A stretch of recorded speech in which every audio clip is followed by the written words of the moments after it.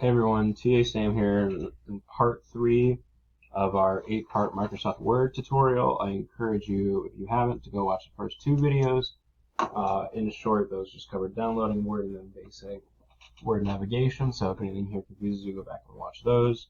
But in this video, we're going to be going over a couple reviewing things in Word, and that means to review the document. So that's going to include how to collaborate with teammates on the documents, like how to comment to one another in the document, and then also literally reviewing what you wrote, so the spelling and grammar feature, and then also the track and accept changes features. So to start off for collaborating, actually what you're going to do is I'm signed in here, I think with my own personal email account. Yes, I am. And oh, yeah, I also have this one on too. So let me switch to that. And so how you're going to share is you can upload it to OneDrive, which is a Microsoft feature, and in order to share it, you can't save your document locally. So how I have this saved right now on my computer is I have it in a folder on my hard drive, which is, I would imagine how most of you are doing it. But if you want to collaborate with somebody, you have to save it in the cloud onto OneDrive. So there's a share button up here. You can go and click, and you can see it's going to ask you to please upload a copy. So there, upload it into my account. And it's going to take a moment. I'm going to pause the video while it does this thing. Hopefully your computer's faster than mine, but then once it goes through and does this thing, you can then specify who you want to share it with. So you can share it with example at asu.edu, and you can share it with whoever. You can be in ASU, you can be out of ASU. It's just going to give you a warning if you try to share out of ASU. And then what's going to happen once you do share it is that the email address is going to get email about so and so has invited you to collaborate on this document with them. Please check your spam folder. Let me highlight that for y'all, because this often goes to your spam folder. Additionally, if you're having trouble accessing it, what it's going to ask you to do is open it up in the cloud at first, and then you can open it up in Word on your computer. If you're having any issues, download the Cisco VPN. You can find on the ASU My Apps, and what that does is that if you're not on ASU Wi-Fi, it'll connect you on there. So sometimes firewall settings, or you have an antivirus on your computer, or I like to use a third-party VPN, any of those things might throw this off. And if you're having any issues, first things first, turn off any VPNs you have on and turn on the Cisco VPN that connects you to the ASU Wi-Fi. And hopefully that fixes it. So now once you have it shared with your teammates, you're all in the same document. If you want to make a comment, and if any of you have been wondering actually what this text is from, I pulled it off of a essay I did in high school on Western, the Manushat Liberty Balance. So this is the only thing I can think of that wouldn't get me in academic integrity trouble. Anyways, so if you want to comment, you can highlight, and again, that Shift Control arrow keys to do this kind of highlighting. And then you can either right click and then click New Comment down here, or you can go into the Review tab and hit New Comment over here. And actually, the nice thing about this feature is that anything over here, like if you have a lot of different comments, you can scroll between them, so that makes it easy to click that. Or I believe the hotkey is going to be Control-Alt-M. Let's see if I was right on that. I was right. So then you can make a comment, like, let's replace the word seen. And unfortunately, I know a lot of you use Google Docs. A cool feature Google Docs has is that you can, add other people, or I think it's through a plus sign actually, that you can assign specific comments to specific teammates. Unfortunately, there's no way to do that. Personally, in my experience, how my teams have gotten around that is you can literally just say like, at Sam, and then, oh, look at that. Actually, you can at people. What do you know? Just say added that in. So there you go. People in the document. What do you know? You learn something every video, I guess. The next feature I want to talk about here is the spelling and grammar. So I actually went through this document, and you can resolve comments, delete them. And so I went through my essay and I did a couple of changes. Some of them word auto marks, some of them didn't. So I just want to throw out a couple of things here. So you can see this sentence right here. A few shots later, the camera is centered on a emu held by Liberty again. For those of you who don't know, this is actually a type of animal. But obviously what I was trying to say here is gun. So while spelling and grammar is a powerful tool, it's no replacement for actually proofreading. Because as far as Word knows, the camera is centered on an animal being held by Liberty, which, Word doesn't care about that, but you obviously know that's wrong, so we'll change that back. Another thing I want to show here is, again, we have on this review button thingy, whatever you want to call it, so it shows all the spacing. So you can see here that I have an extra space in here that Word did not pick up on. Sometimes Word does pick up on it, sometimes it doesn't. I'm not sure if it's because I copied and pasted this in that it didn't pick up on it.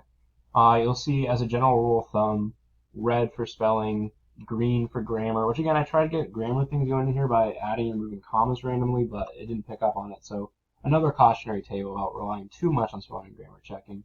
So again, red for spelling, green for grammar, and then blue is going to be weird spacing things. So ideally you would catch up on something like this, or if you have like a random capitalization, or maybe like an inconsistent paragraph spacing, things like that, blue will catch up on those. So again, another cautionary tale, it didn't pick up on this. Again, this is one of the places where I removed a comma, so there should be a comma right here after law, just because this is a sentence on its own. Word did not pick up on that, so make sure you're proofreading. And then my last cautionary tale is I changed this, so this should be Liberty Then Tells. I changed it to thun, and if you were to do a spelling and grammar check, the first thing that spelling and grammar is going to put it to is than, which should be grammatically incorrect. You want then. So make sure the words you're putting in there make sense, and don't just click the first thing automatically. But in other cases, the entire is caught up pretty well. So spelling and grammar overall is a great tool. It's a great thing to review as you go, but it's no replacement for actual proofreading. Whoops. And when it comes to actual proofreading, Word has another built-in feature. So if you go back over to this review tab, and you can actually find spelling and grammar while I'm at it. It's over here in the editor button. So you click editor, it'll walk you through everything. It has a couple different readability statistics. I'm not sure what these mean. Maybe you do. I don't. But, we'll show you spelling, grammar, refinement. It checks for a bunch of things. If you want to turn spelling and grammar off, you can go in here. There's a lot more settings. I'll let you explore those on your own. But, again, back to the proofreading, you can go to the review tab, and then there's here tracking and changes. So if you turn track changes on, you can select what you want to do. I just turn it on, and then what's going to happen, so let's say, I want to change, I did all my changes. Let's say I want to say, I don't know, I want to add another sentence about how this shows whatever. It's going to come in here, and it's going to be blue, and so you can either turn track changes on, turn track changes off, and then if I turn it off, it's just going to go right back to adding it right into the document. And then just to add in a couple seconds to say what's going on, let's say, this is supposed to be rands. Oops, turn it back on. This is supposed to be rands. And then this is supposed to be liberty. And let's say I want to actually remove that comma over here. And then for one more thing, let's just say, I don't know, from an unlocked box, and of hands and a foot. So you can see that it tracks changes as you go. You can see it on the left-hand side. Instead of actually just deleting words, it instead strikes them through, and you can see the replacements.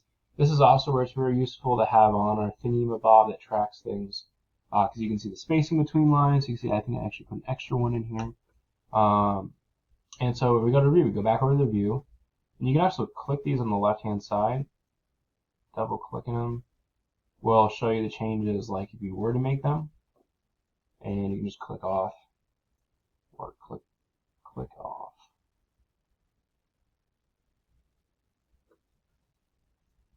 There you go. Sorry about that. And so you can go through, and if you just go over here, scroll through, you can either accept them and then it lets them in, and you can accept them, or you could reject them and then it stays how it was. So really useful. This is a great way if you want to pass. I know I was reading through a lot of your team norms, and a lot of teams talked about how they want to have each other's parts reviewed by another team member. So this is a great way to do that. Is you can put on the accept and track changes, so you can make recommendations for the person who originally did it to review and accept, or you can go through as a team. So very useful tool, great for proofreading. So between spelling and grammar and this track changes accepting feature, you have a lot of tools to review your documents before you submit them. Now there's two last features that I want to show you. The first is, if you look over here in the proofing tab of this, you can actually see there's the editor also listed here. There's also a thesaurus feature. So let's say I want to try to replace the word violence because I think I have that too much. You can see there in the right-hand tab, there's a bunch of different things. So I could say, oh yeah, intensity is probably a better word.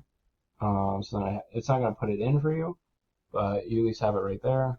And I could say intensity, and I still have track changes on, so make sure I accept that. And let's make sure we have a space in there.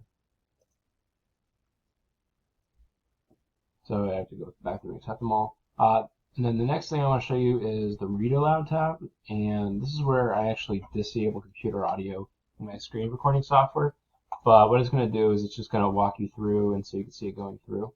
It's a very robotic voice. Definitely not a substitute for reading it out loud, but if let's say you're in a library and it's quiet times or whatever, you don't want to wake your roommate up, this is a okay substitute. And actually just one more thing while I have your attention is the word count. You can see it down here, but you can also see it over here. So for assignments with word counts, you can see it, words, characters with spaces, without spaces, whatever you need. And then the last feature I want to show you is we've been over in the Review tab a lot. It's actually over in the View tab. There's a split window button. I think I actually showed you in the first video. I just want to show it again because I think it fits pretty well in here. So in this short paragraph, it's not very useful, but it's very useful for long essays. So what the split does is it basically shows you two different views. You can see these are actually almost, there we go, they're almost perfectly lined up. So you can see it edits it live. So let's say centered, and I want to say, put a random word in, and you can see it updates automatically. So this is very useful if you're trying to reference figures and tables in a report, or if you're trying to read a value off of a graph, or a value off a table to reference later in the report. This is a great way to do it. It's also useful if you're trying to renumber tables of reference or things like that. So just keep it in your back pocket. It doesn't come in handy a lot, but when it does come in handy, it really does come in handy. So thank you all for watching. This is part 3 of the video. Looking at the schedule, part 4 is going to be on creating different fonts. So it's actually going to circle back to a lot of what we did in part 2, and it'll actually set up very nicely for part 5. So again, as always, please like, subscribe, share with your friends, do whatever, leave a comment, and I'll try to get back to you.